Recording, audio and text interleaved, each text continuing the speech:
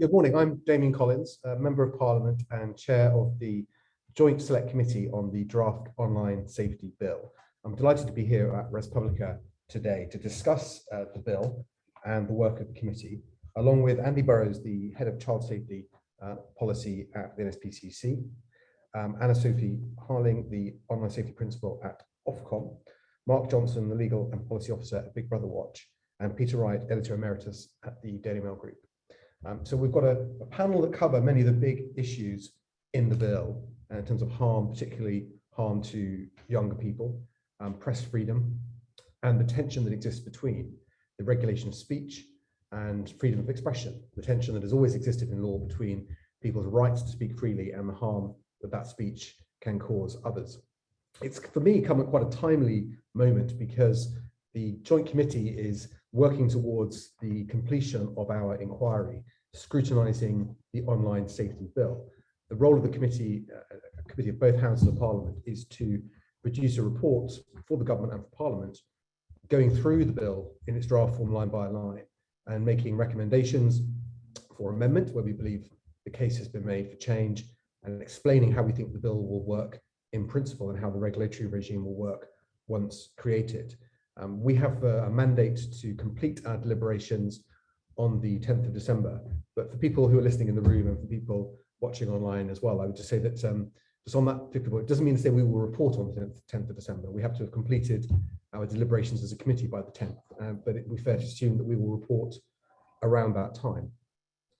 For the session this morning, I'm going to say a few words about the work of the committee itself, and then we will hear for 10 minutes each from the other members of the panel, and then I will chair a discussion amongst the panelists. People can make a contribution by asking questions in the room, or if you're watching online, if you message through the chat function online, then those questions will be relayed to me and we will try and consider those if we have time in our discussions at the end. The fact that we're looking to legislate on online safety, and we're not the only people looking to do it as well. There are legislation proposals in the European Union as well through its Digital Services Act. Germany has introduced laws online already on hate speech, France on disinformation, and there is a vibrant debate in America on both sides of the political aisle on reform of tech law and tech policy, and the question of whether the big tech platforms should be liable or have liabilities for the content that they serve and promote. So we're not alone in thinking this is an issue that needs to be tackled. And the fact that we are looking to tackle it is a reflection that self-regulation has failed. Self-regulation lacks credibility. We simply no longer trust people like Mark Zuckerberg to be effective at policing their platforms, whether that is effective at removing content that is illegal, keeping children safe, or making correct judgments about freedom of expression. These decisions shouldn't be left to people like Mark Zuckerberg alone. And that the protections they have in American law in particular, where they have no liability at all for any moderation decisions that they take, are no longer good enough. And I think that is being debated in America just as much as it is being debated here. We need to make sure that there are proper standards that are enforced, and we need to make sure we know what is going on. At the moment, we largely rely on transparency reports published by the companies that are largely meaningless, data presented out of context that not even they can explain. When Facebook say they take down their AI takes down 98% of the content they remove, that doesn't tell us how much harmful and illegal content there is on their platforms, how much hate speech there is on their platforms. It just tells you that what they do take down, they claim to find most of it rather than being reported to them by the public. They cannot explain, and they couldn't explain to the committee in public evidence session whether it was true that their AI only captured about 3 to 5% of hate speech on the platform. So if they're producing data we're supposed to rely on, and not even they can explain what it means, that tells you how inadequate it is. It's also really clear that when we talk about moderating and mitigating for harmful content online, that we're not just talking about content moderation as an area of policy. I think in many ways, when we started these discussions around things like disinformation and other content online that promoted illegal acts like terrorism or child abuse, we often started that conversation by seeing it as a content moderation policy. And I think it was understandable why we saw it in that way at first, because it was really born out of other content moderation discussions there have been on things like infringement of copyright. So this was rather like piracy. This was a form of bad content. And the question is, why aren't the companies more effective at removing that bad content? Why don't they do more to remove this content that shouldn't be there? I think what we can see now, though, is that it is much more a question about data and systems than it is about the content itself. The real harm that hate speech can cause is not just that it exists on a social media platform, it's that the social media platform creates an audience for it. An internal Facebook study showed that 60% of people that joined Facebook groups that shared extremist content did so at the active recommendation of the platform. So when people like Antigone Davis say in front of parliamentary committees, as she said to us, Facebook doesn't amplify hate. That is simply not true. It does that every day. It is designed to do that. They know it does that, and they are satisfied to let it carry on because it's good for the engagement numbers. And as Frances Haugen, the way the Facebook whistleblower has demonstrated, it is a business run on engagement. The higher the engagement, the more people visit the platform, the longer they stay on it, the more advertising they're exposed to, the more the company makes money. And I think we have to recognize that's what these companies are. They are advertising companies, and they're making decisions to gain audience share. And if they're doing something to make money, then they should be held to account for that, just like any other industry is held to account for the decisions it makes in order to maximize their profitability. So I think there is a very strong case to say these decisions shouldn't be left to the companies themselves. The question is really, how will the regulator work? Well, it needs to have legal powers. It needs to have the sort of powers that the ICO have in data protection. It needs to be able to hold the companies to account legally. It needs to have a framework to do that. It needs to have sanctions if they don't comply. It needs to have the ability to audit and inspect the companies to get access to relevant data and information. We shouldn't be relying on whistleblowers to find out the truth of what's going on within these companies and to find out what they themselves know about the problems on those platforms. So I think that there is a clear case for this sort of regulatory structure, and that's what the Online Safety Bill creates. The question is, what's in scope of that, and also what powers of redress are there for citizens too. So when we look at what's in scope, the bill creates a clear priority for the companies to act against illegal content. And when we talk about the worst forms of illegal content, we know what we're talking about and we know what it is. We don't have to have a debate as to whether content that is an image of child abuse is legal or not. It is clearly illegal. It is clear that it shouldn't be there at all. The companies, under the existing legal framework, should be taking down any incidents that they find or are reported to them. So that is really clear. I think content promoting terrorism or glamorizing terrorist atrocities, again, would be really clear as well. The question is, what else falls within scope? And this has probably been one of the biggest areas of debate certainly since the committee was created and certainly since the draft bill was published. And that's the categories of content which the bill refers to as legal but harmful. And there are two important areas of this. One is that firstly, I think it relates to the company's terms of service. Now, none of us read the terms of service when we're asked to. There are questions about whether that means we've given informed consent to the policies of the platform, because no one has had time to plow through the War and Peace length version of terms of service. Those terms of service are not there to inform the customer, they're there to protect the company from legal liability. So if we're saying it, what we're going to say now is we're going to enforce those against you on the basis that everyone has read them and understand them. We're going to make you do what you tell your customers you do in terms of moderating speech. And we want you to explain to us what you mean by it. So if Facebook's terms of service say they don't allow hate speech on Facebook, then what does that mean in practice? I think we'd all agree, if they don't allow hate speech on Facebook, there's a lot of it there. So what is defined within the scope and what is not, and what do you mean by that? And the regulator can hold the companies to account for enforcing their own terms of policies, for doing like any good consumer protection measure that the company you're buying from is actually doing the things it promised it would do. People may take comfort in believing that they won't be exposed to the most extreme forms of illegal content because they believe the platforms police it effectively, but of course they may not do. So that is one area of legal but harmful content. The question then, what else is in scope itself? And here I think you see two things. There's a debate to say, is this definition around legal but harmful helpful, particularly because it suggests a very wide and slightly ill-defined categories of content, even though the bill sets out priority areas that they want us to include on. Is it enforceable if it's not a legal requirement to do it? So one of the things the committee has been taking evidence on thinking about is, to what extent should we say, well, actually, the offences that could be committed by a company under the Online Safety Bill should relate to offences that exist in real life, offences that are already on the statute book. The question then is, how do we enforce that in the online world? It's part of the problem that we have with social media, that it's very difficult to enforce the normal sorts of laws and rules that apply offline, online. It's difficult because of some people do it anonymously.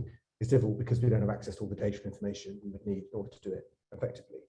And the law commissioners have done a very good report looking at the question of online communications offences, and that is very helpful in trying to define for the modern age what we mean by offences that relate to threatening or intimidating behaviour.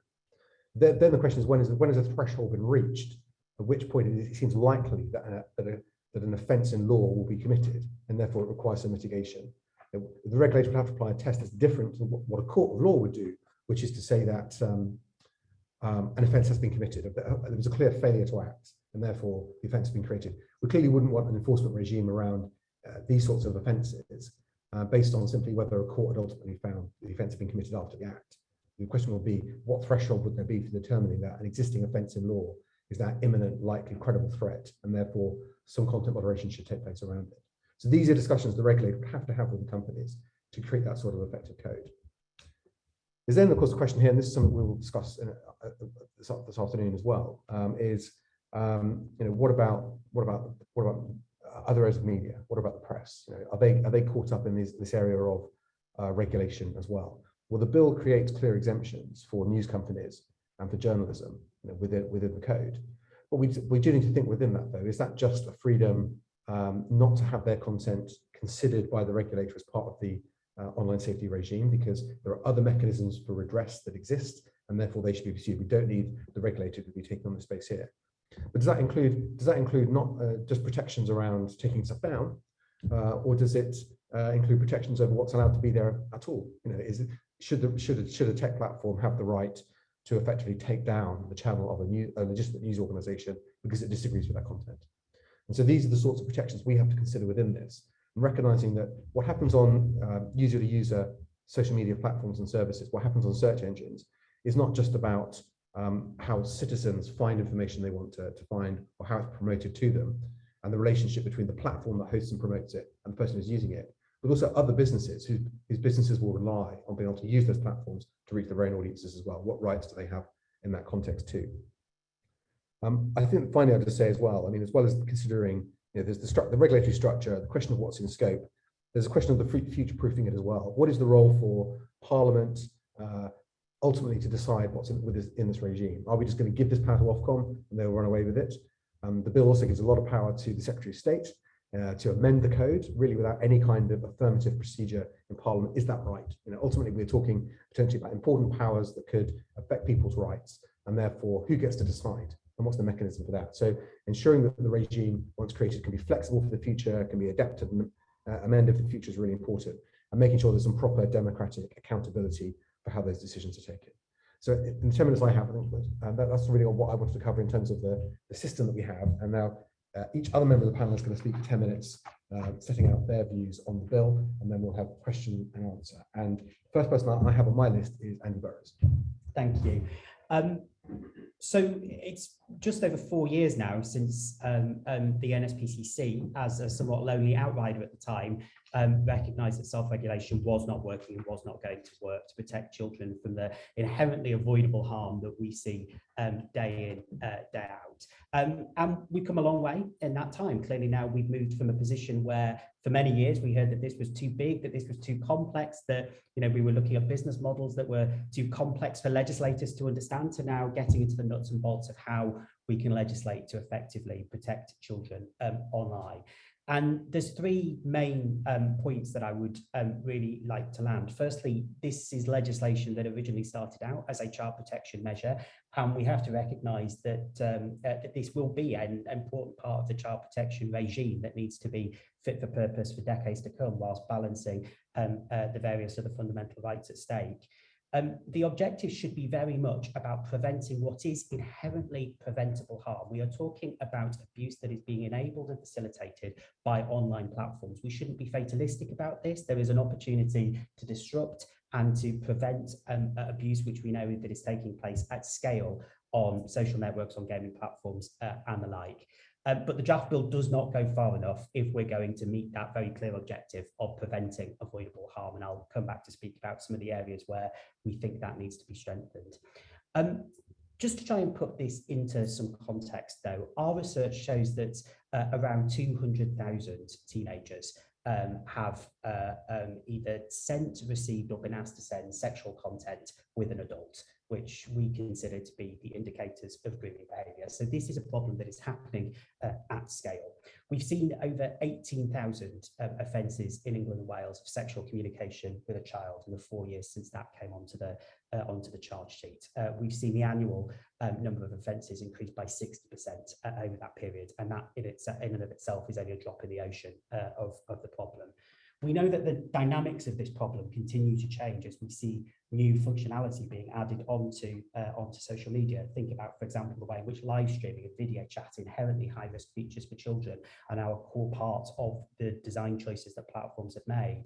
But also the structural threat is changing. And as we come out of the pandemic, the ways in which video chat has become normalized, the way in which we will see increased home working, that's likely to drive an increase in demand for abuse. So we're looking at a problem where the structural threat is getting worse. And this is a gendered problem as well. And as we have a long overdue national conversation about how we can protect young girls and women from abuse, this is an issue which has to be seen as an online one, as well as on the streets of the country as well.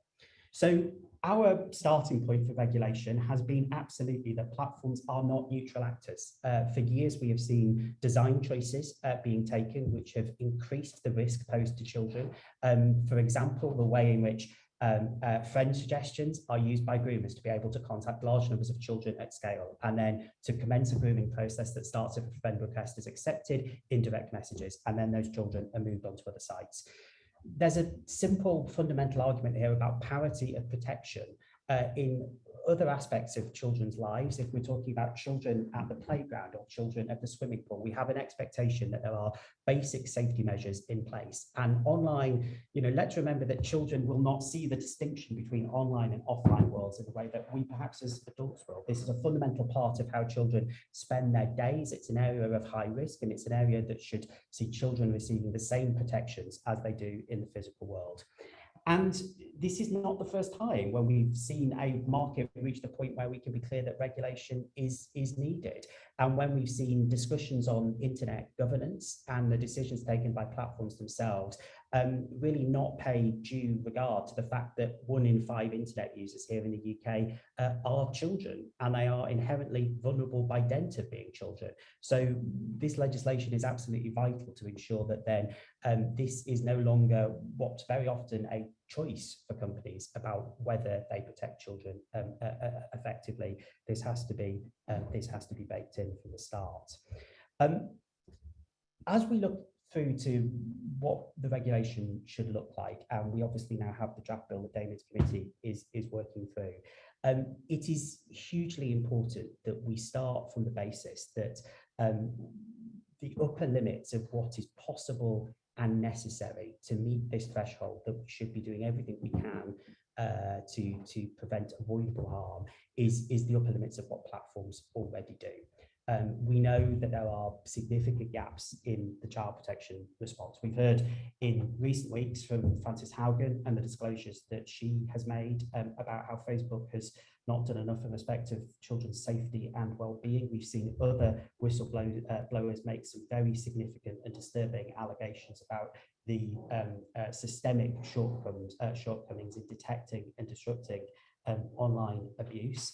And our colleagues at the Canadian Centre for Child Protection have estimated that some platforms fairly routinely do not take down images of child abuse containing children as young as 10 years old. So there's a fundamental question here about the adequacy and the consistency of what platforms do, even in those areas of already illegal content. And one of the big first order concerns for NSPCC is the child abuse risks posed by end-to-end encryption.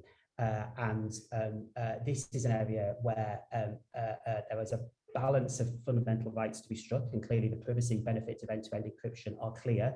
But if, as it stands, Facebook proceeds with introducing end-to-end encryption before there are technical mitigations in place, then we will see 70% of global child abuse reports being lost at a stroke. In the last 6 months, we've seen Facebook take down 50 million pieces of content. So do the maths for yourselves. And over 18 months after that announcement was first made, we as a global child protection community still don't have a sense of whether and what technical mitigations Facebook is planning to impose. And that really speaks to the argument that, you know, too often children are on the wrong side of trade-offs, and that is a key thing that we need to see the legislation fix.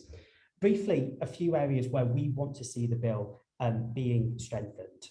Firstly, this needs to better, more effectively map onto the dynamics of the child abuse threat. We know that child abuse does not take place in silos.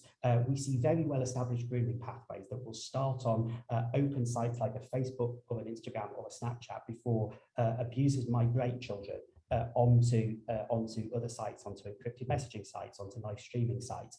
But as it stands, there's not a requirement in the bill for platforms to discharge their duties, thinking about the ways in which they contribute towards this wider ecosystem of harm, and to risk assess on the basis of the contribution that they can play towards that ecosystem.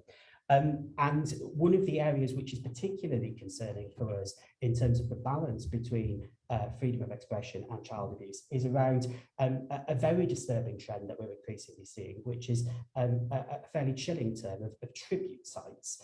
So this is where we know that abusers are using open social networks to open what seem on the surface perfectly innocuous accounts, either pretending to be a child or commenting on a particular child. Those are well-known children, they're well-known victims of abuse for child abusers, and that is enabling abusers to hide in plain sight on social networks and then to effectively advertise their sexual interest in children on plain sight. And if the legislation is going to do everything that it should do to tackle abuse upstream, then that's an area where there is a balance between free expression and legal but harmful content, but also the potential for clear abuse. And right now we think that that is a gap which is not being covered off in the legislation. I mentioned end-to-end encryption and private messaging, and we welcome the fact that private messaging is in the scope of this legislation, but there is a real question about whether the powers that are being afforded to Ofcom to act in response to potential threat by high-risk design choices like end-to-end encryption actually will be ones that they can effectively use and that can be future-proofed. If you take an issue such as end-to-end encryption, then Ofcom will have the power to issue technology warning notices, compelling platforms to use certain types of technology to disrupt abuse. But the very problem with end-to-end encryption is it will mean that the capacity and then the volume of reports, so to build the evidence that's necessary to use those powers, will not be realizable. There's a catch-22 in the legislation that needs to be worked through. I think it's vital that we see the legislation really incentivizing regulatory incentives and learning lessons from other sectors. We are concerned that the legislation does not have sufficiently effective named persons requirements, which we know from financial services have been very effective indeed in terms of being able to focus in the minds of C-suite officials decisions about children, and making sure that this is seen not just as a compliance piece, but as part of how we really engineer a cultural change, so that children who for far too long have not been front of mind when it comes to design decisions are firmly in the minds of commercial and design decisions that are being taken. And my final point would be around, for us, a key absence in the legislation, which is the absence of user advocacy mechanisms. And we have a situation in the draft bill where children who are at risk of or who have been subject to sexual abuse or serious harms in respect of their well-being will receive less systemic user advocacy protections than passengers on buses and trains or users of a post office. This is always going to be a David and Goliath battle, and we will see, you know, very legitimately the platforms that companies scale up their teams of policy officials and justice safety teams, and lawyers. And there is an absolutely vital need that children's interests are not forgotten, that there can be an effective counterbalance to the worldview that will be put forward by platforms. We see user advocacy arrangements as a standard part of the regulated settlements across a range of other sectors, and it's vital for the children and other vulnerable groups that we see the same here. Thank you very much. Our next speaker is Anna-Sophie Harling. Hi everyone, thanks so much for having me. I've actually only been at Ofcom for about 3 months. This is the first time that I'm speaking publicly, so it's pretty exciting. I haven't actually so much as tweeted since I joined. I think transparency is really at the core of the bill, and I feel very honored to be able to lead on it at Ofcom. To me, transparency runs through the entire bill.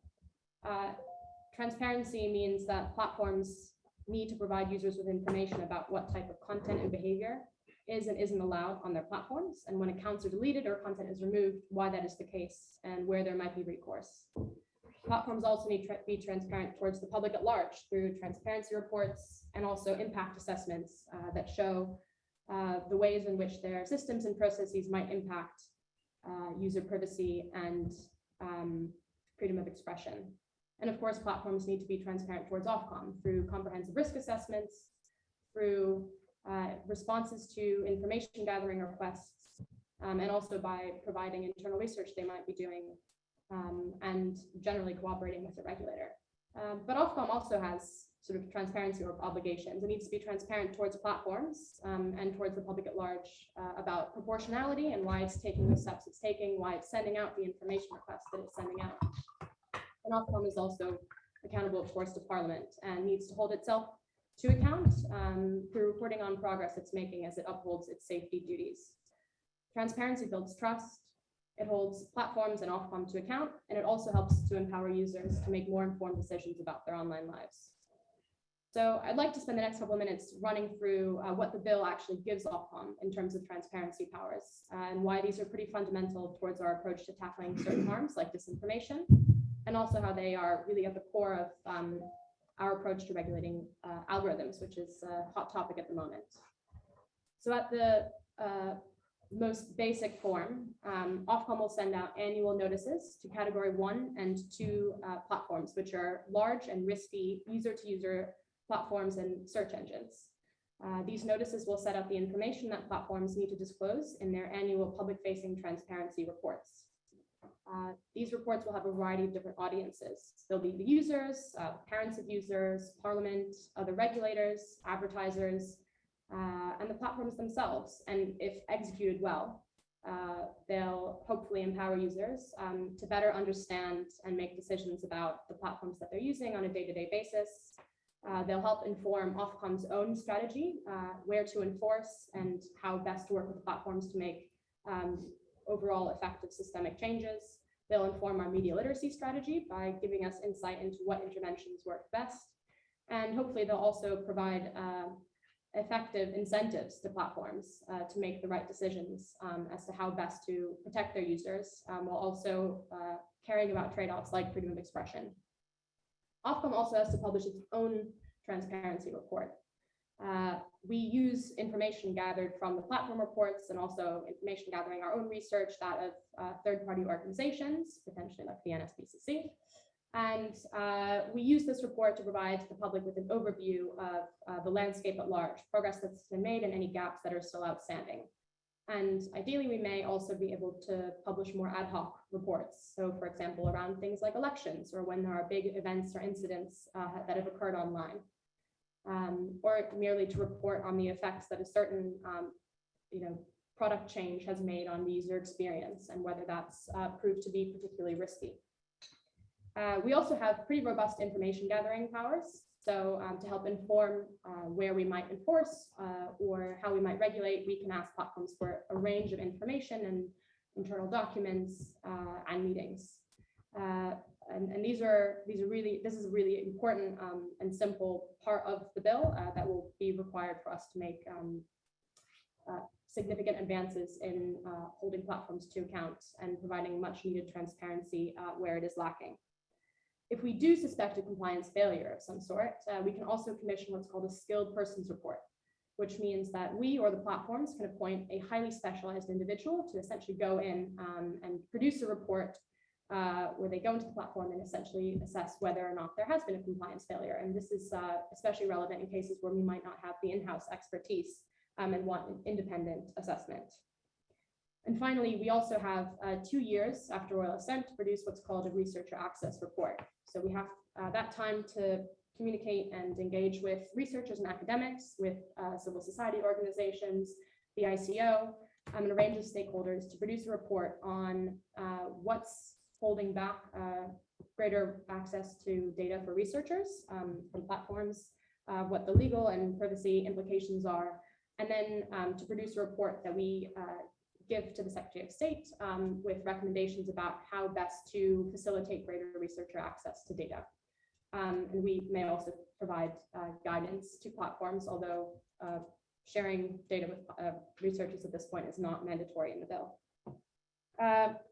Over the next few years, we'll engage with stakeholders and the platforms themselves to get to the heart of, what are the questions that we can ask and what are the metrics we should be requiring from platforms to get to the root of some of the issues that Damian mentioned in his opening. So why are there conflicting numbers? Why are the platforms finding it difficult to explain, why potentially the numbers that they're reporting don't accurately reflect the user experience? And we're particularly interested not just in the average user experience, but where vulnerable users might be exposing harms where the average person might not be.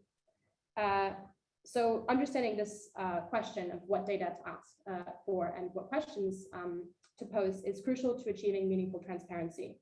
We have a lot to learn.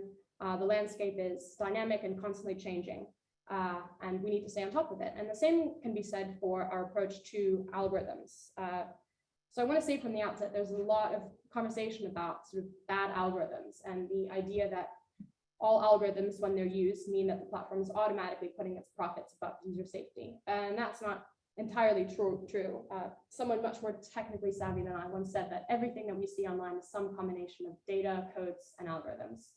They're really just a set of instructions, which mean that every time that you log onto a search engine and start typing, an algorithm essentially suggests helpful autocompletes for you. And it also decides what results you see at the top of the page. When you're on social media, everything that you like and share and hover on informs what you might see next. Of course, algorithms can make the user experience great, but they can also have harmful implications, and that's where Ofcom steps in. And that's where we need to spend some of the next couple of years engaging with experts. And once the regime is in place, we can use a range of our powers, information gathering, platform reports, to better understand the implications that certain algorithms, for example, ones used for content moderation or recommendation algorithms, have on either propagating harms towards users or helping them to make more informed decisions when they're engaging online. Transparency is also key towards our approach to understanding how best to tackle certain harms. I think disinformation is the one where this stands out the most to me. One of the major hurdles in our understanding of how best to address online disinformation is the fact that there is actually so much we do not know.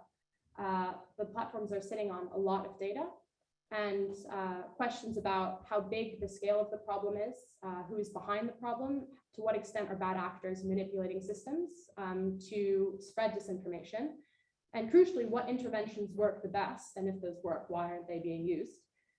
These are all questions that we need to engage with over the next couple of years. They'll inform our media literacy strategy and also how we work with platforms to implement effective systemic changes to platform design. I'll just wrap up by saying, so all of this is not going to happen immediately. It'll take some time. It'll be an iterative process.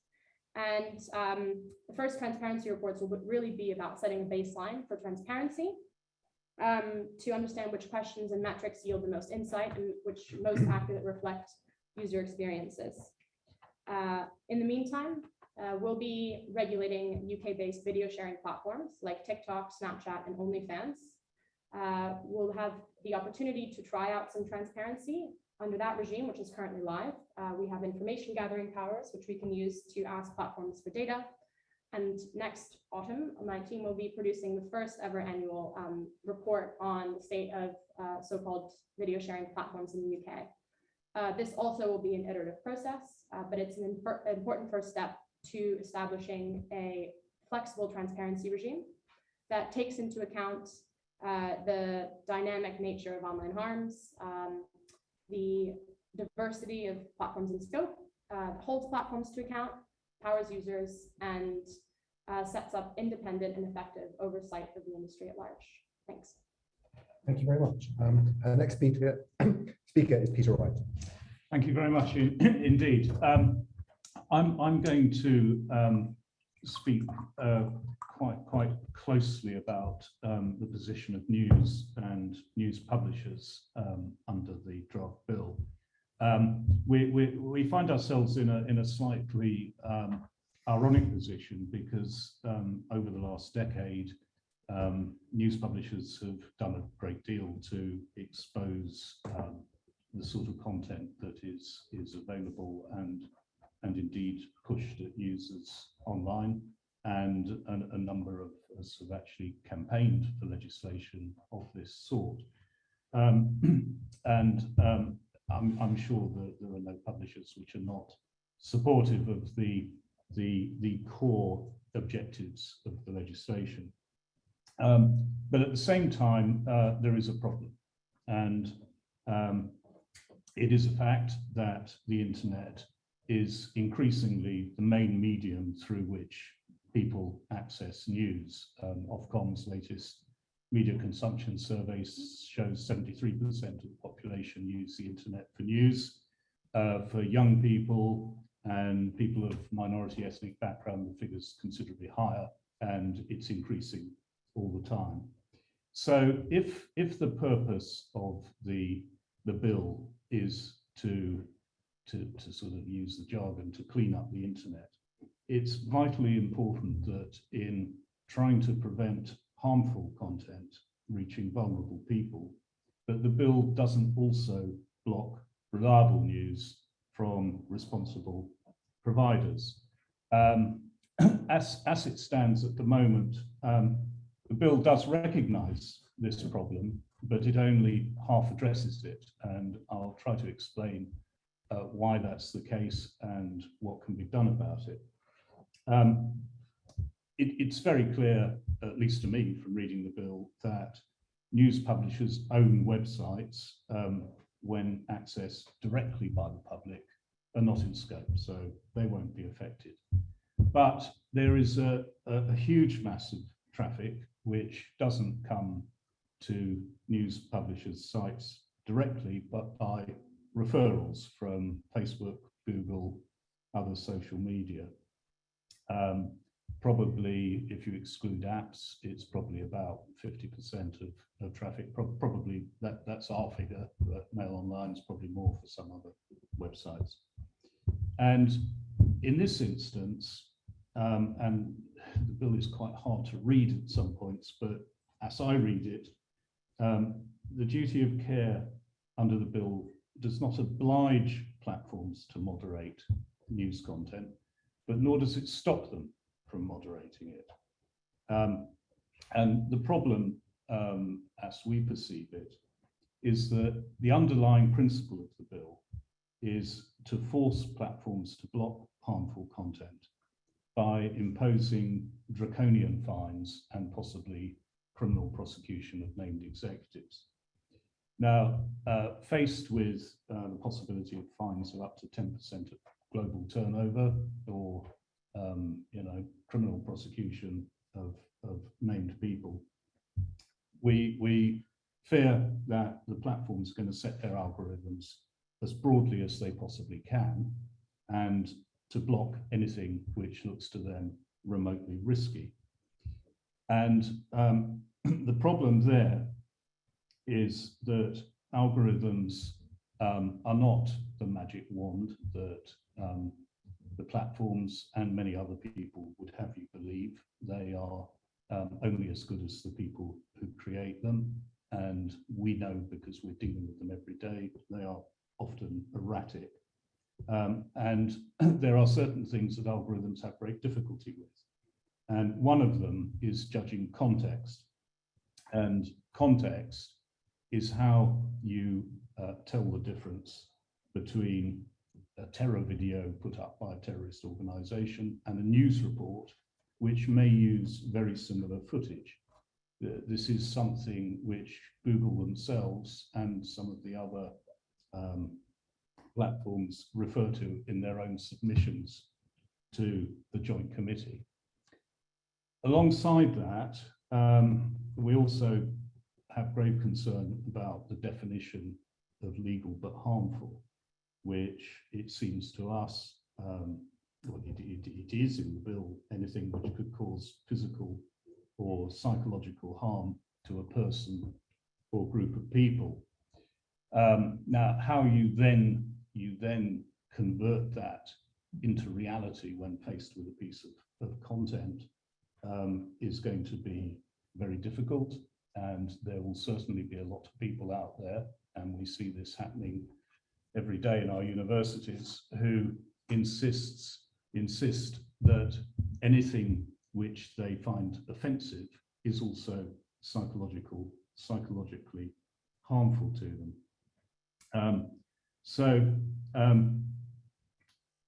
Our concern is that in practice, we will see algorithms indiscriminately blocking a very wide range of content on any subject, which, in the wisdom of the platforms, is controversial, likely to cause offence.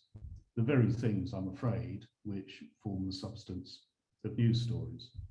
And in our private conversations with Google, they have told us they think they're going to be blocking a lot of news content. We had many discussions with the DCMS while the bill was being drafted, and they most certainly listened and recognised that this was a problem. The protection the bill gives is described as journalistic protections. So they are designed to prevent legitimate content being blocked. But I'm afraid they're very weak. Platforms have to take freedom of expression into account. Well, I don't think that necessarily means very much. The internet platforms don't actually care about freedom of expression. They're money-making machines. And all they've got to do is tick a box and say, well, we thought about this, but we decided not to do anything. There'll be an appeals process. So news content gets blocked, and Facebook, Google, whoever it is that does the blocking, must have a means whereby you can appeal. But this, I'm afraid, does not take account of the reality of online news. An online news story has a shelf life of a few hours at most, 30 minutes sometimes. Once it's blocked, it's dead. Winning an appeal 6 weeks later will not bring an old story back to life. Also, the platform's rules, and we see this in the US where content is blocked much more widely than it is here. The platform's rules are aimed at malevolent private individuals. To give you an example, Facebook's community standards forbid users posting pictures of someone's home if that person objects. Now that's quite reasonable when someone is posting pictures of another private individual's home in order to have a go at them. But codes of practice for journalists balance the rights of privacy against the public interest.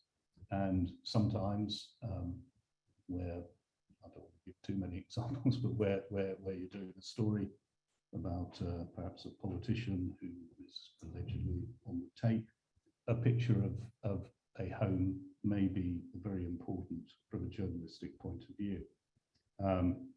And I really don't see at the moment Facebook's standards pay no attention to public interest. If they did, if algorithms have difficulty in judging context, I really don't know how they're going to be able to judge public interest. So I think there is a very real risk that large amounts of not only legitimate but important journalistic content may be blocked under the bill as it stands. However, I think, and other news publishers, and I've worked with them through the News Media Association, and we believe there is a very simple solution to this problem. The bill contains a very good definition of a news publisher. And our proposal is that as far as news content from recognised news publishers is concerned, you reverse the duty of care, so the platforms are bound under the duty of care to ensure that legitimate news material is not blocked. This removes from the platforms the burden of having to decide what is genuine news content and what might be problematic material masquerading as news content. It also avoids the need for complex appeals procedures. And it has the virtue of being easy to operate algorithmically. This is already done in the advertising sphere. You draw up a list of domain names operated by news publishers as identified under the bill. And whenever a platform's algorithms encounter content from a recognized domain name, they identify it as legitimate content and do not attempt to make a judgment on it. We've already worked with the eminent QC, Andrew Caldecott. We've drawn up draft amendments to the bill which would make this work and presented them to the joint committee. So I would commend those amendments, and if we are able to see them or something like them in the bill that would remove legitimate news content from the operation of the bill, I think it would be a very good thing. It would simplify the job for the platforms and it would enable all those involved in making the bill work to concentrate on the real core purpose of the bill, which is not to censor news, but to get rid of the dreadful stuff that children and others currently encounter. Thank you very much. Thank you. And our final speaker is Mark Johnson.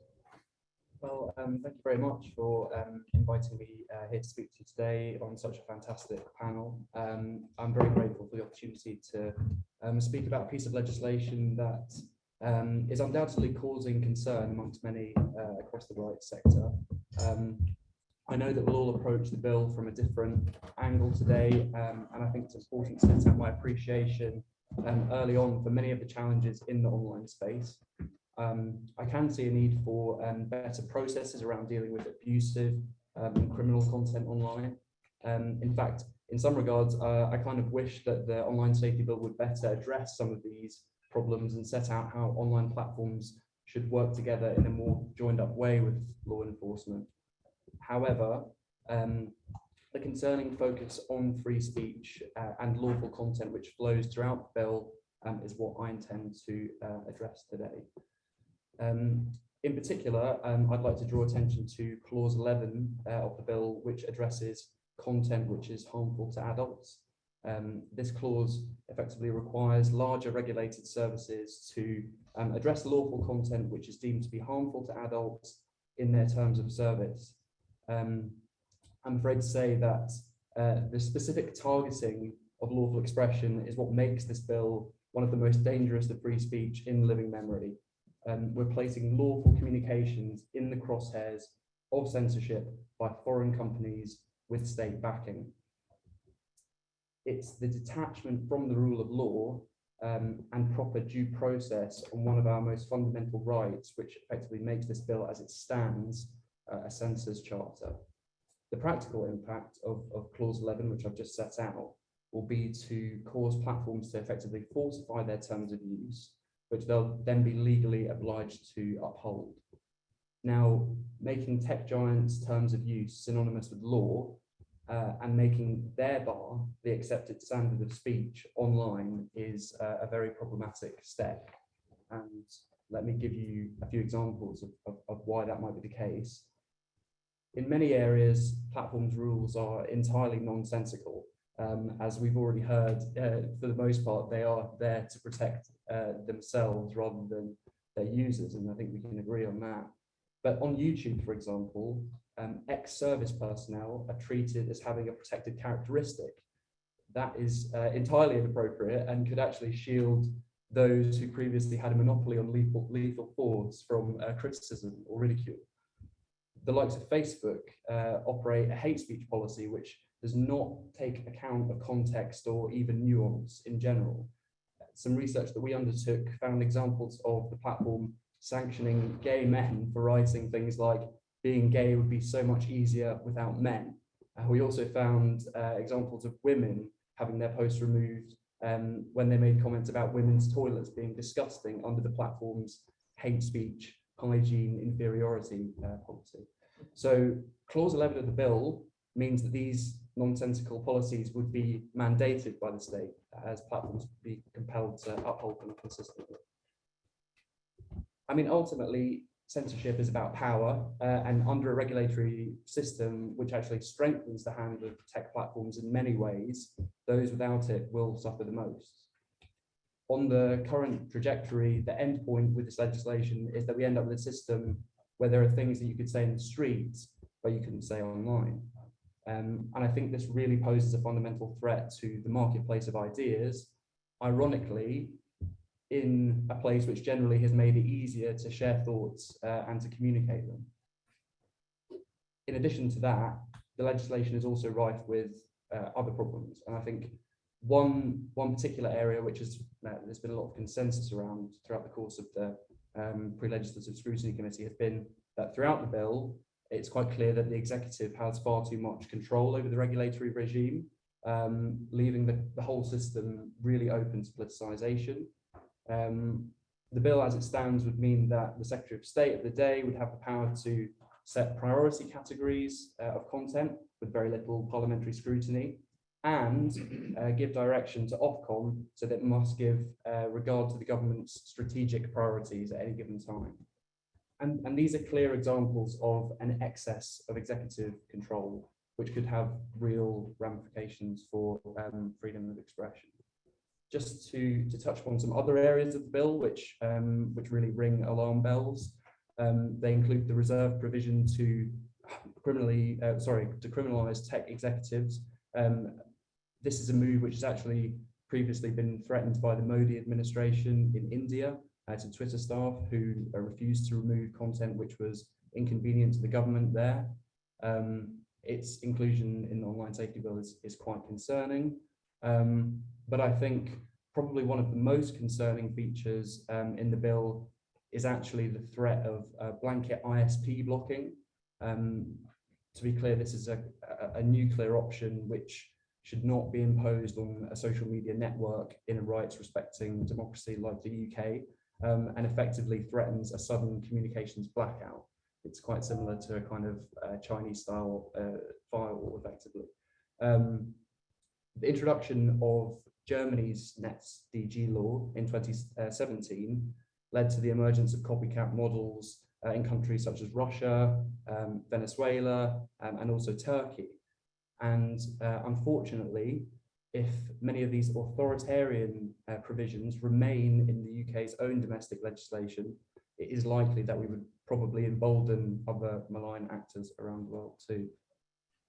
During a session of the Joint Committee in Parliament, an academic, Professor Richard Wilson of the University of Connecticut made the point that this regulatory regime is intended to last the test of time. And therefore, there is a good reason to start with a streamlined model which focuses on criminal content. And I think, as I said before, we can all agree that more needs to be done to uphold the rule of law online.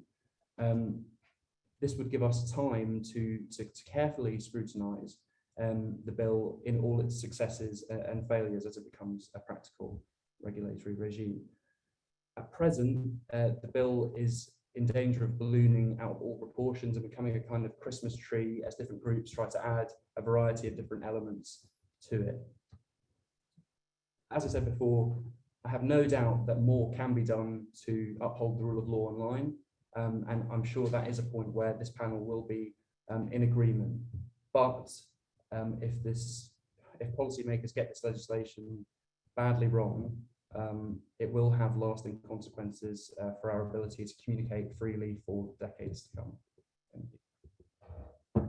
Thank you very much. Right, so we have just over half an hour left for our deliberations, and I wonder if there are any questions from anyone in the room first of all they'd like to put to myself or the members of the panel. Peter, and then David. Thank you, Philip Blond, ResPublica. First of all, just a question of clarification. What are the various members of the panel's position on the idea that the bar, as has been said, is set essentially in a different culture, in a different ideology for what is permissible and not permissible on these platforms, in a way that we don't seem to have any immediate redress to, except through direct intervention. And one can imagine that's going to mean that a de facto kind of form of requirement that doesn't originate from our own sovereignty, if you like, will increasingly police our whole experience of the online world. And what are the possible remedies for this? And what might members of the panel do? I'm thinking of the trans debate, for instance, which has divided people quite legitimately in this country, but which is effectively prohibited on certain platforms from taking place.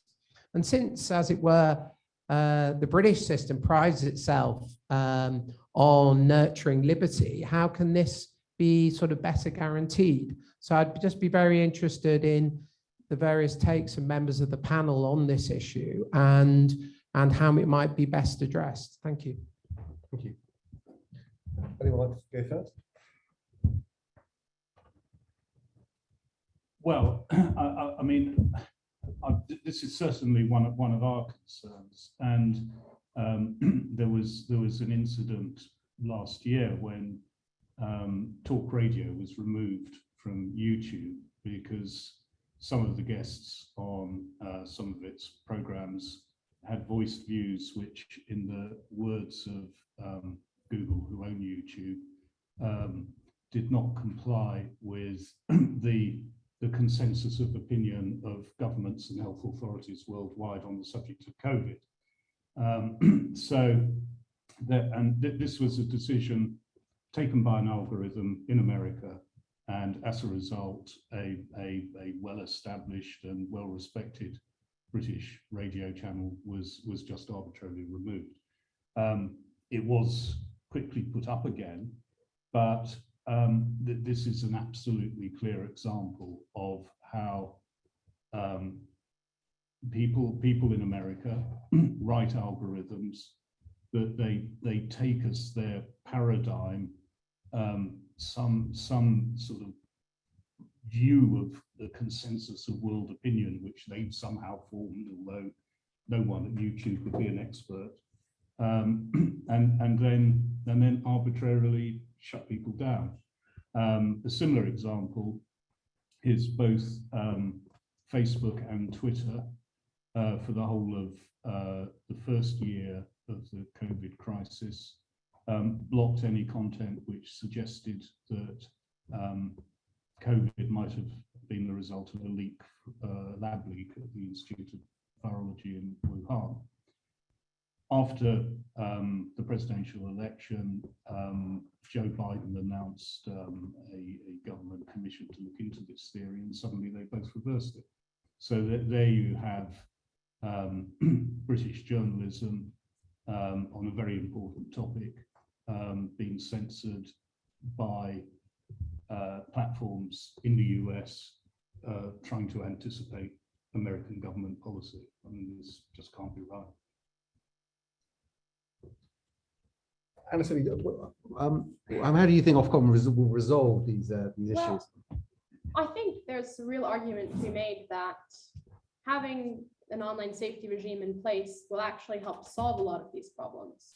Right now, the platforms can make decisions about what content to take down or leave up, and they're actually accountable to no one. And if talk radio has a problem, it's not immediately clear who they go to, and they'll probably want to know why that's been taken down. And the platforms currently have no real need to even either enforce their own terms and conditions or to be transparent and accountable to the decisions that they take. I guess the important thing to say is that Ofcom is not the UK government. It's an independent regulator. It has a history of upholding freedom of expression and also fighting to keep content that is legal up on the air. And I think too often there's, the decision is presented as black and white. You either leave content up or you take it down. And there's a lot in the middle that can be done in terms of providing users with greater context and tools to look into things like virality and how you can add friction or nudges to essentially stem the flow of what we would consider legal but harmful material that actually goes nowhere near removal of content.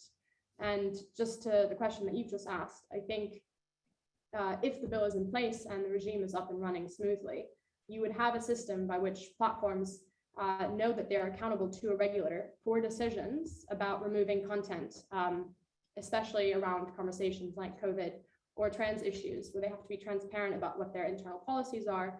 And if and when they do take down content, they have to be able to explain why, and they're accountable for it. That's a system that doesn't currently exist. So I think this actually is a case where transparency can make a huge difference. Just to come back to that. Thank you.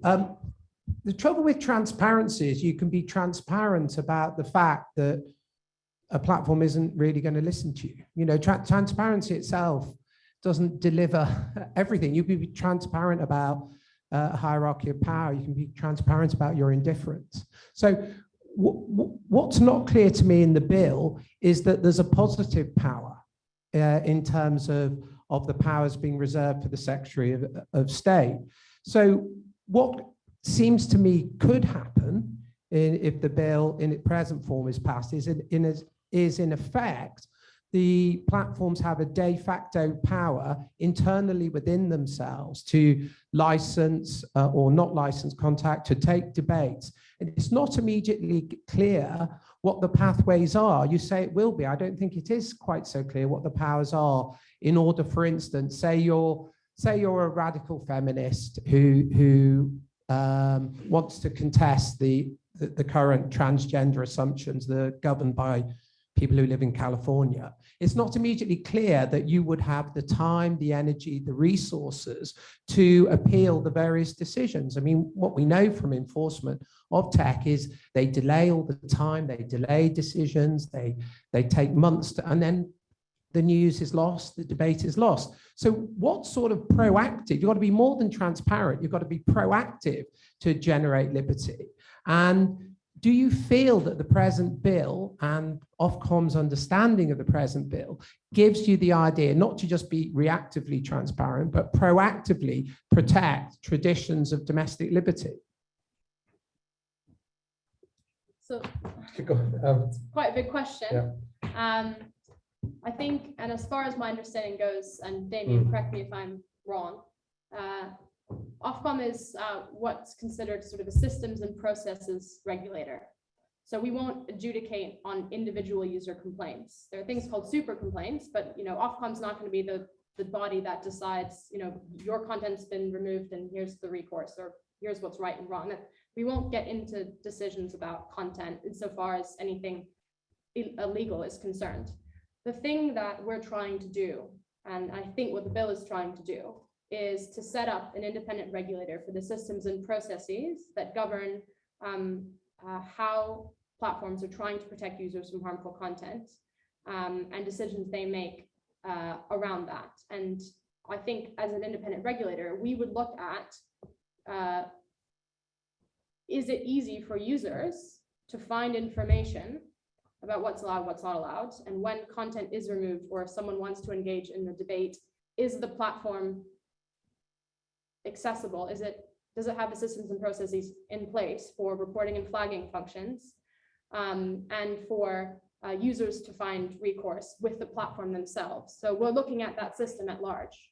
Yeah, but that is likely, unfortunately, just to lead to the status, the de facto, somebody else decides, and no local response. I think that's kind of woefully insufficient in terms of actually guarding the British media space. You're essentially saying, as long as you have systems and processes, and every totalitarian regime has systems and processes, it's all legitimate. We can be transparent that we're closing down that debate. Great, transparent, but you still close down the debate, and you still not let, classically, the people who aren't resourced or connected enough actually create the space to articulate that debate. And crucially, it's being decided in a foreign country. I don't think that's enough. Well, yeah, I'm not in a position to comment on the bill, but I'll let Damian. Yeah, well, I think the bill, I mean, the question would be, at the moment, they operate as private space. You know, so they're private companies, they set their own terms of service, they implement them. I think you probably say overall, our experience of these companies is not that they go around overly chilling things down, they actually let things rip. And actually they, on the whole, they favor, controversial content, because it drives audiences, it drives reactions, and that's what they're principally interested in. If you could say if political debate in society become more divided, it's probably the impact of social media on polarizing debates. And let's also not pretend as well that what you're experiencing is, if social media was what it was when it started, which was a largely organic experience of people choosing to follow people they know, seeing an organic feed of what they posted, actively joining groups they wanted to be a part of, and discussing things. If that's what the experience was like, then a lot of the times you say, well, actually, if people are adults and they're not accessing illegal content or legal material, then we should just let people get on with it. But actually what these are systems that are designed to push and amplify the most controversial subjects, the things that get the most clicks and likes, that the user agency is much more limited than it was when these companies started, that they are not selecting what they see in their newsfeed. An algorithm is doing it for them. So the question is, what sort of insight is there into the way this world works? At the moment, we have none. So what the bill gives us is a window into that world. It gives us a series of rules for which we can hold the companies to account and make them accountable for the decisions they make too. The user redress is not in the bill at the moment, and that is something we've taken evidence on. It's important for the committee, which is to say, if an individual feels a company's made the wrong decision, that they've removed content they were under no obligation to remove and they've done so unfairly, or indeed that they haven't removed content they should have done and it's impacted on someone profoundly, then I think what the redress mechanism for that is important. In terms of like imminent threat of credible physical harm, I mean that is a concept that existed in law, but so is psychological harm as well. The Malicious Communications Act allows prosecutions through that. The Hillsborough inquiry considered proximity to harm, psychological harm, as a legal issue. There is case law on these things as well. What we've never really created is a mechanism in law through which these could be enforced online or set standards for companies, and that's what the bill needs to do. But I mean, I think you'd all be surprised if we produce a report that said the bill can't be improved upon. Lady in the yellow jacket.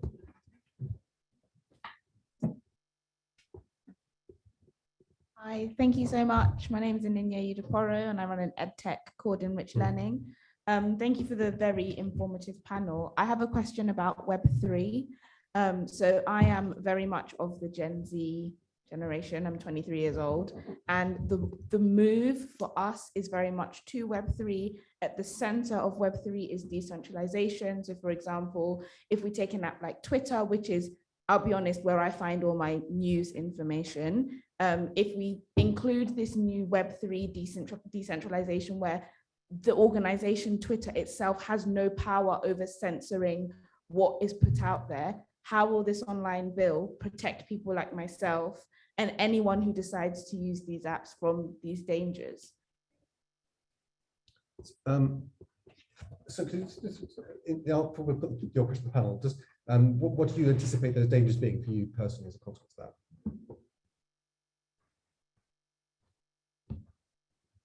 I think, being completely honest, there's the risk of fake news, because if it's totally decentralized, there's no way of you censoring false information. People like myself, younger, older, go around thinking that something is true when it completely isn't.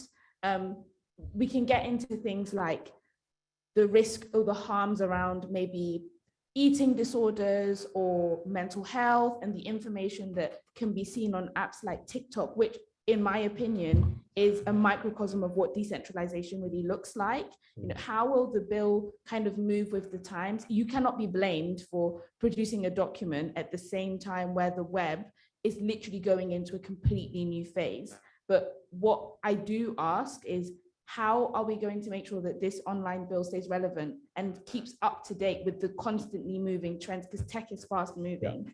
Yeah. No, I think this actually goes to heart of some of the things that Francis Halpin, the Facebook whistleblower, was talking about. You know, because if you have systems where vulnerable people are more likely to be exposed to content that will make their vulnerabilities worse, may lead to their physical harm, that the companies have responsibility if systems being created to do that, or they're allowing tools to be used on their platform, which makes those problems worse. But I mean, perhaps Andy, you wanted to comment on that? Yeah, and the move towards decentralized standard is one of the things that is of concern to us, and whether the legislation is sufficiently future-proof in that regard. And you know, we've seen Twitter set up its Blue Sky division to try to move towards a decentralized standard, and that does take us to the point where, whether by accident or by design, that runs the risk that then that engineers away the ability of platforms to be able to comply with the legislation and to perform, you know, kind of basic standards of content moderation as we see today.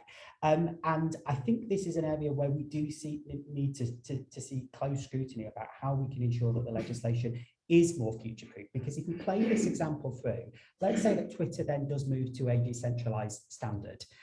Does that effectively leave Ofcom with a choice where the powers available to them are technology warning notices, or potentially then ISP blocking, because there's very few other options in the arsenal?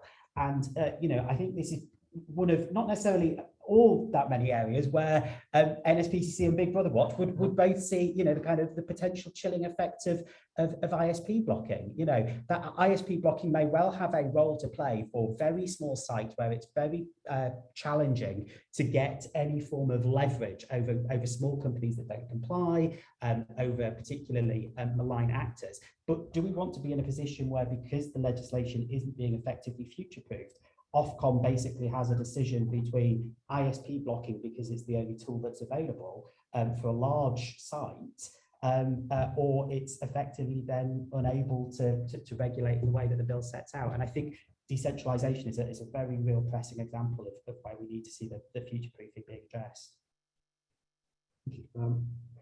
We've got, Peter. And then I've got one or two questions that have been sent in remotely, so I will ask some of those to the panel as well. And I think this is really a question for you, David. Could you reiterate, for the avoidance of confusion, exactly what the categories of online harm you're dealing with here? We've heard one or two, but what is the whole list? And what is the list of categories you considered but somehow rejected? Right. I can say, so as set out in the bill, it's expected that the companies will have to remove content that's illegal. Now, the existing law requires that anyway. It doesn't require them necessarily to proactively go out and find it, but if it's reported to them, it's a legal requirement to remove illegal content, and is so in Europe under the e-commerce directive. The question, so that is relatively clear, and therefore the role of the regulator is to make sure that they do, and make sure they've got systems in place that are adequate enough to do that. The question then around this content the bill defines as legal but harmful is then the idea the Secretary of State sets priority areas of harm and asks the companies to have policies in place to deal with those above and beyond what they may have in their own terms of service. These are not necessarily mandatory if they're not in the terms of service to do, and they're not considered to be illegal. What we're working through is, in terms of the joint committee, is to say, well, what would be the basis for deciding enforcement action should be taken to remove content? there is and therefore, what are the offences in law that would trigger that? And is there anything beyond existing offences that actually would need to be in scope or not? And that includes the work the Law Commissioner is doing. So when we produce our report, I think what we will set out is the answer to your question at that point, which is to say, what is the basis for determining enforcement action should be taken against content? What is the existing basis in law for that? Or would, we have the Law Commissioner's recommendations, which the government seems minded to accept, taking into account those as communications offences established in law. What in addition to that would be required? And therefore, is the terminology around legal but harmful helpful in this regard? Because it could be that we have existing offences that actually the question is, well, how do they operate? How are they translated into the online world? What the role of the regulator would be to determine whether companies, how they assess whether an offence is likely to be committed because of the guidance they have on these existing offences. So I think it is an area, I think you're right to raise the question, because I think it's an area where there needs to be a lot more clarity of exactly what do we mean and why do we mean it.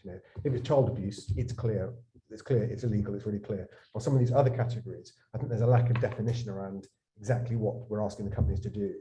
And when would it be clear enough to a user or to the platform itself that an offence had actually been committed? And so that's what we need to get to the bottom of. I can't say what the government rejected that's not in the bill, but or include this, but I think we feel this is one of the big areas where there needs to be a lot more clarity in the bill. Yeah. I think this speaks a bit to one of the concerns that I set out when I was speaking, which is that it's been quite a bipartisan point actually throughout the course of the pre-legislative scrutiny committee that there is a huge amount of executive power kind of hoarded in the bill. And it's actually a point that's been made by the Carnegie Trust, who were actually the original architects of the blueprint of the legislation. And the answer to your question actually is that we don't really know, and we won't know. And part of the way that the government presented this legislation is that they want it to be fast-moving, fast-paced, so that they could adapt to new challenges and so on and so forth. But what you have in the legislation is the ability of the Secretary of State at any given time to designate what they consider to be priority categories of content. And if you think about how that can be open to politicization, there was a story a few months ago about Priti Patel's concern that TikTok videos were promoting channel crossings. So you could see that Priti Patel, it wouldn't necessarily be Priti Patel, it would be the DCMS Secretary of State, but that the process could be open to the government saying, oh, we have a new challenge, we have this, and so we're going to effectively tell the companies, oh, they must take this stuff down effectively, or at least they must address it in their terms of service and by proxy take it down. Equally, there's a scenario whereby if this legislation had come through perhaps 5 years ago in the height of the Brexit debate, it's not inconceivable that a government could have said, we're very worried about Brexit misinformation, so companies are going to have to tackle that too. And by the way, it will be done through secondary legislation, which is effectively hardly scrutinised at all by Parliament. So I think that is one of the real concerns here, and it's not just Big Brother Watch they're saying that. I think the mechanism for, I mean, you could see if the face of the bill, you say the Secretary of State could make a ruling based on government policy that the codes of practice should be amended to reflect government policy, and therefore seek to enforce that. Well, I mean, it could well be that the government's got very specific cases in mind where the grounds of national security, there might be a need to move very fast in a developing situation and have some sort of intervention. But you'd want to be really clear on what the grounds for doing that and have quite a transparent process. It is possible to pass secondary legislation without a vote in Parliament. So I think that's where I think it's been. I'd say there's been a pretty strong consensus in the evidence we've received that this is something that needs to be reconsidered. Did you consider fraud? We've held evidence on including fraud, and to me, it's a question of legal or illegal content. If something which, and to an extent, this does touch on the channel crossings point as well. I don't know Home Secretary's view on the channel crossings would be that's an illegal act. So if you've got someone promoting and incentivizing an illegal act or wishing to be a party to an illegal act, is that something that should be included or not? I think with fraud as well, if you've got a known case of fraud, well, fraud is an offence. In other areas of advertising, consumer protection law would prevent it. Newspapers wouldn't run ads that are known frauds, nor would television channels. So the question is, why isn't that enforced effectively online? If the ASA issues a scam ads alert, the companies have to consider it. They say they'll comply with it, but they might not necessarily do it, or they might not have effective systems to do it. So if this is illegality, then why shouldn't that be considered to be in scope as well? If the purpose of the bill is to, the Secretary of State said, when she gave evidence to the committee, was, her two priorities for the legislation were to protect children and to act against illegal activity online. So I think it's a fair question to say, well, why wouldn't that include fraud? Now, what I just want to do is there's a sample of some of the questions that people have sent in, which I might just read out, not verbatim, but some of the issues, and then ask if any of the members of the panel would like to respond on them. One is a question on on age verification, particularly access to adult content and children online as well, and actually whether commercial pornography sites should be considered within scope of the legislation as well. The Law Commissioners so some of the James Kennedy's asked a question about the Law Commission's recommendations, which I could probably answer now and say I think the Secretary of State seemed minded to accept the ones that fell within the remit of DCMS, but some of them relate to the Department of Justice and the Home Office as well. But hopefully we'll get more clarity from the government on which of the Law Commission's recommendations it will accept at the moment. And also a question which has come from Jennifer Powers about what does the panel feel about the subjective nature of psychological harm? I said that in the draft bill. As I said, that concept already exists in the Malicious Communications Act, but people may have thoughts of it in this context as well. I've welcome comments from any of the panel on those issues that have been raised. But Andy, perhaps you see something on access to adult content online, and particularly the question around age verification for adult commercial pornography sites. Yeah, absolutely. So simple one-word answer in respect of commercial pornography. Yes, because as it stands, we have an online safety bill that is offering less protections in terms of adult and age inappropriate content than the Digital Economy Act that was passed but not enacted. We've got another concern here, which is then about the scope of the duties as they relate to children, and the fact that the legislation places a higher threshold for a site to be considered likely to be accessed by a child than, for example, the Information Commissioner's Children Code. And that means that we could see a situation in which a site like OnlyFans, which is kind of incredibly problematic in terms of access to age inappropriate content, as well as then abuse risks for children and young people as well, could legitimately say that they are not necessarily covered by those safety duties, because the threshold there is being set that a site has to have either a significant number of children using the site, or it's a significant likely to attract a significant proportion of the user base that are children. So we do need to see action being taken here. It's commercial pornography, but it's also then ensuring that then there isn't a loophole there around whether a service is likely to be accessed by a child, and that drafting right now is not quite right. Yeah, if I could come in on the definition point. The definition set out in the bill of content which could be harmful to adults is a risk of an adverse physical or psychological impact. Now, if you think that through, that's incredibly broad. A psychological impact could almost mean anything. Sometimes you could tune into the House of Commons and it could give you an adverse psychological impact. I'm not sure, perhaps that's unfair. But if you think about what that could cover, one of the biggest videos in living memory, the George Floyd video from last year, I mean, it's without doubt that could cause an adverse psychological impact on someone viewing it. It's incredibly distressing, but it's also an incredibly important documentation of an act of state violence. So the breadth of that definition could pose a range of problems, given what it is. But in addition to that, another area which I think we have to be very careful about is that the bill talks about indirect harm as well. So this is not user-to-user, effectively user-to-user harm, but it's actually the wider manifestation of a post or a piece of expression. And how that could be measured is incredibly hard to see without having real propensity for censorship. Peter, well, yes. I mean, the other problem with the definition of harm is that it's defined in relation to groups as well as individuals. I'm a sort of veteran of this from press regulation. the difficulty is once you start talking about psychological harms to groups, that means that individuals claiming to speak on behalf of groups will say that anything which contradicts the genuinely strongly held views of certain groups of people is psychologically harmful and therefore can't be expressed. And you know, as I said earlier, this is becoming a major problem in universities, and it would be very, very damaging if it was allowed to stifle debate across the whole of the internet as well.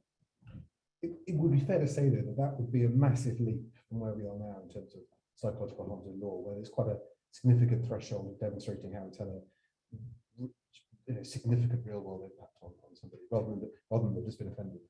Yes, but this is going to be interpreted by the platforms, and we were hearing from Anna-Sophie that Ofcom is not going to be interested in individual cases.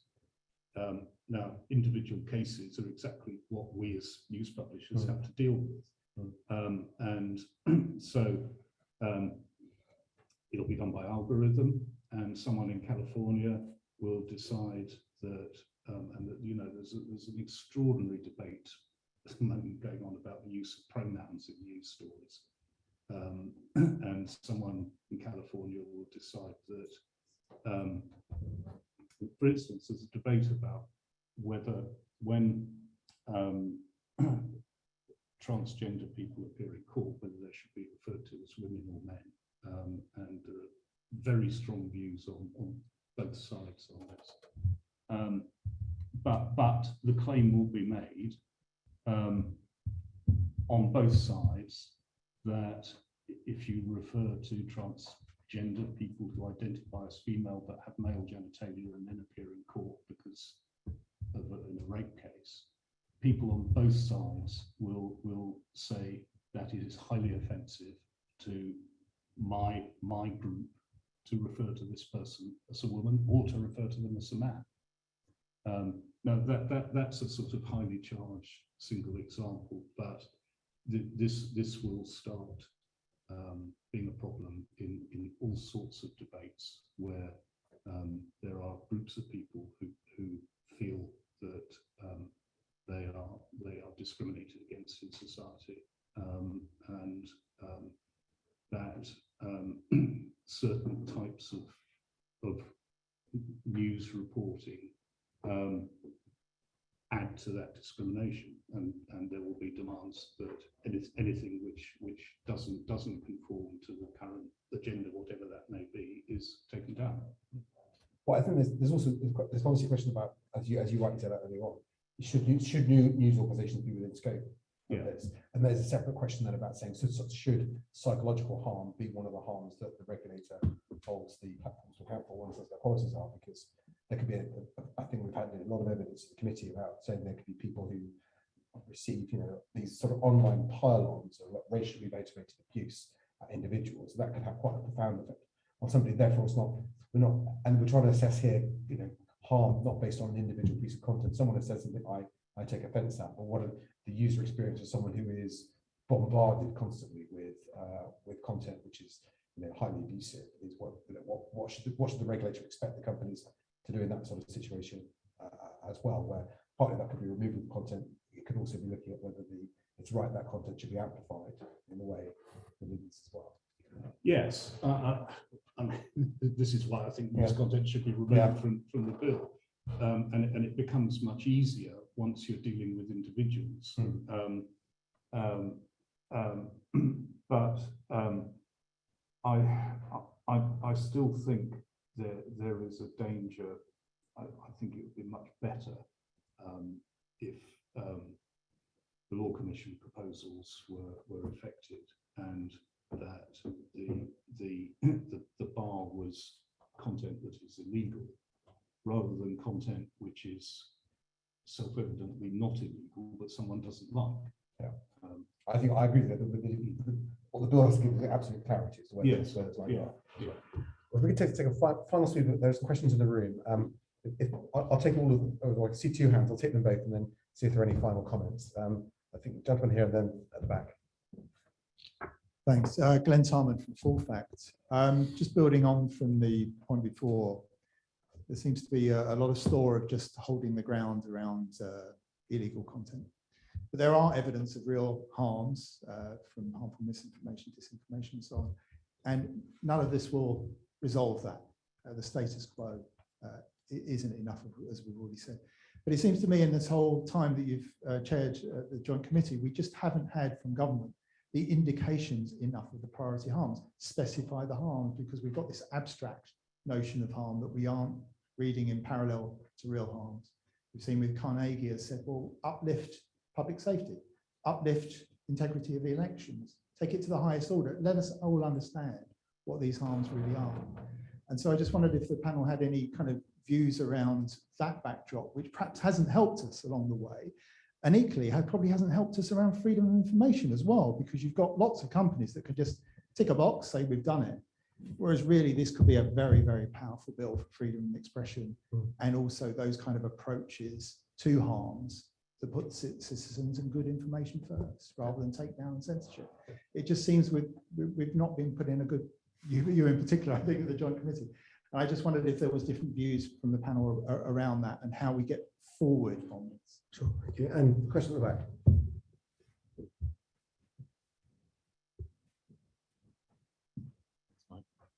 Hi, I'm Tim Cowan. I spent 17 years in BT as originally head of competition and regulation and actually as general counsel, which will become relevant in a minute.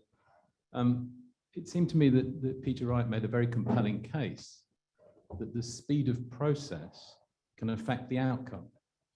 So setting aside what is or is not a harm, there are certain instances where the actual process, who takes down what, how long it takes, makes a yes or no, it's a clear-cut decision. That matters more, perhaps, than what the harm is.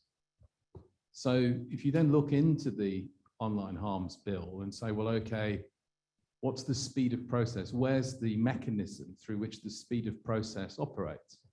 What I find is a very woolly obligation. There's a law, which is defined as a code, which may or may not apply from time to time. We're not really sure about how that's all going to work. And Anna-Sophie mentioned something once, which I thought, aha, we may have an opportunity here. She mentioned the word compliance. Any big company, Facebook, any of the GAFAM included, can't make anything happen in every country around the world without some form of business system, business process, and compliance program. But there's nowhere that I can find that the company that you're seeking to regulate is putting forward its view of how it's going to comply with the obligation. And it seems to me that if you put the obligation on the company to have a compliance program and then make a promise to the regulator of how it's going to achieve compliance, that would be a better place to start in ensuring this speed of process doesn't adversely affect what you're trying to do, which is to regulate certain things as being harmful and other things perhaps not being. I'm just interested in your comments on that. Well, I can comment briefly on both questions. Firstly, I think that is pretty much what's envisaged under the bill at the moment. That once the legislation is passed, the first job would be for the the companies with the regulator to develop the codes of practice. Where the company's going to come back and say, these are our policies for implementing what's required under the legislations, and they will discuss with the regulator whether they, what systems they have in place, how they're going to meet those safety objectives, and then it's the regulator's job to hold them to account for that. I agree with you. I think what you need to have in a system like this is you can't expect the regulator's going to have an eye on everything that's going on all the time. But I think we had a regime, as you have to say, in financial services, where the bank understands what its obligations are. It understands that it has to proactively look out for suspicious trading, money laundering, and so on, and report it to the regulator when it finds it. And if it knows if it doesn't do that, and the regulator finds out later that the bank could be in big trouble. And I think that's whatever is within scope. I think here you need that sort of mindset shift in the tech companies, that they actually think at the moment they're responsible. That they're responsible for their systems and how they operate. At the moment, they work on the basis that they have no proactive responsibility at all. If bad stuff is brought to their attention, then they act on it. but they don't have to go and look for it. Whereas in other industries, it is the other way around. I think that is the shift that we have to bring in.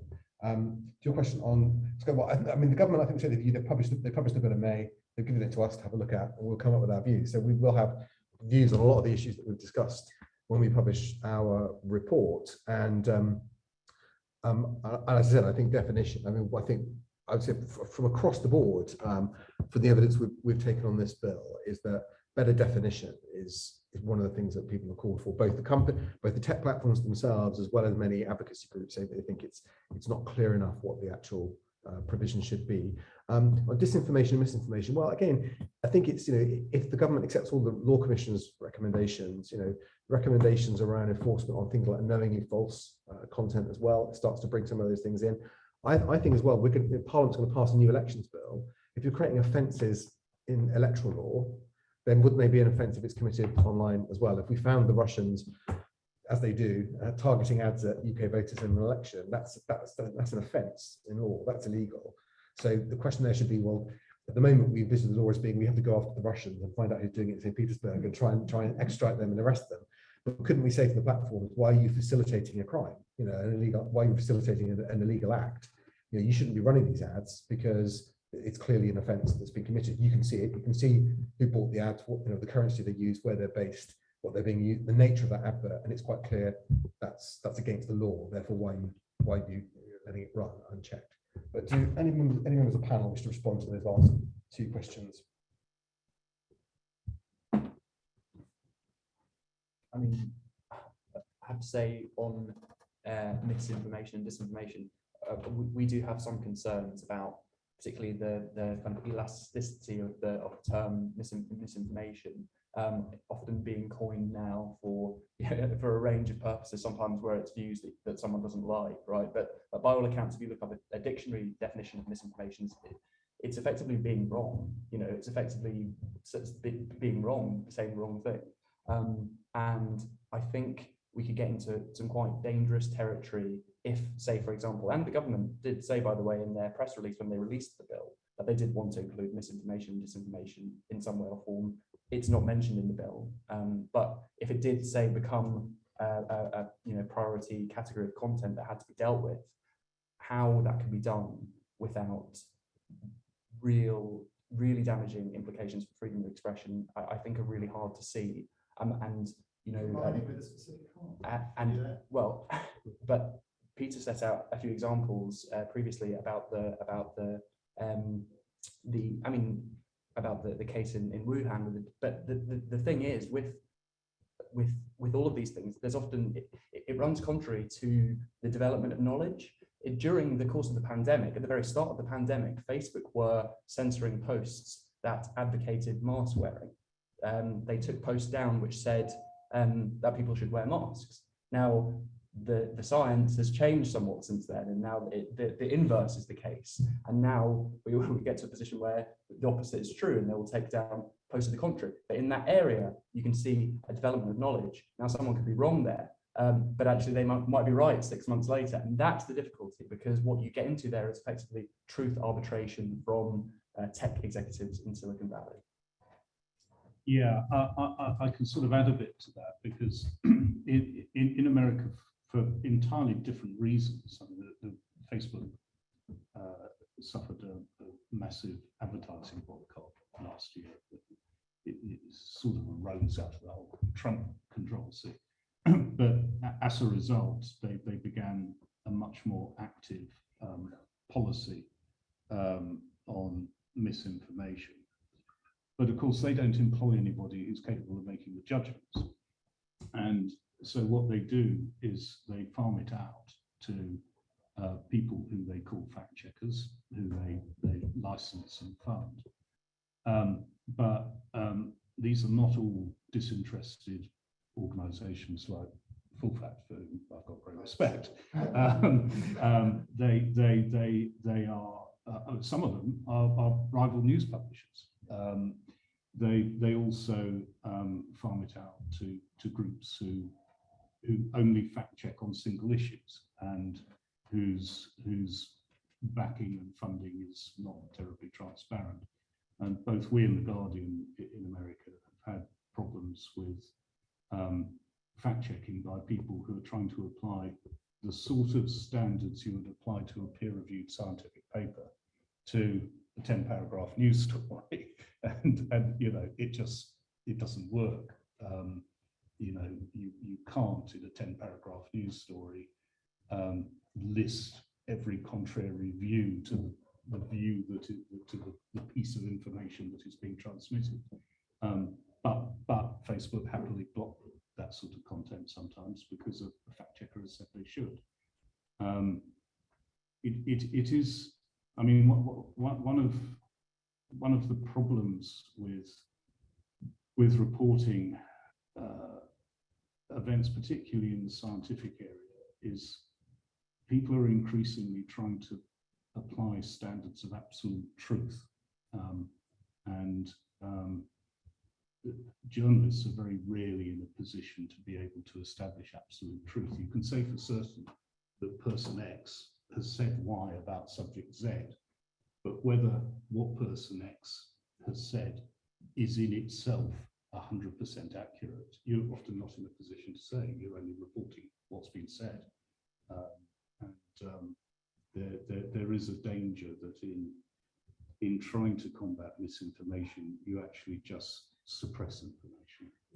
That's the ideology. But I think there is I think you were asked when you gave evidence to the committee about if you ran a front page saying drink disinfectant. Yes. As you said, you wouldn't have been edited very long. So, you know. I thought I must have run that. Because for a news publisher, there's a degree of jeopardy. You put your name to what you do. You're legally, you know, you're accountable through the courts to regulatory bodies and to your shareholders, you know, for the decisions that you make. Part of the problem on social media is that people don't have those jeopardies. It's unclear who they are, where they're based. And I think in terms of harm, if someone is saying, you know, if you drink disinfectant, then you'll kill yourself with COVID, that's not the point of view. That's actually something that's going to lead people to harm. And actually, I think if what we say we're going to suppress that form of speech, then actually there's a public health reason for doing that. And those checks and balances in our legal system have always existed. If you incite a riotous mob to attack someone's property, there's likelihood they will die. You know, the insurrection legislation kicks in at that point. You know, we always recognise there are some tensions in the system. What we have to make sure is that those tensions that operate in the correct environment, and they don't pull in legitimate areas of debate which, you know, have a right to flourish. I was just going to say, just on the Ofcom compliance bit, I might have done a bit of disservice because I spoke about the transparency regime, but of course we have robust enforcement powers as well. So as Damian said, the platform risk assessments and the codes of practice that we'll be developing with the platforms are actually really the core of the regime. You know, they're trying to do something which hasn't really been done before, which, as we've just said, is for the first time ever, really trying to hold to account platforms which have a monopoly over online discourse. You know, over the last couple of weeks and months, through certain files being released and whistleblowers coming out, you know, there's been a lot of debate about how much we don't know about what the platforms are doing internally, how much they know and don't know, and what their internal policies are.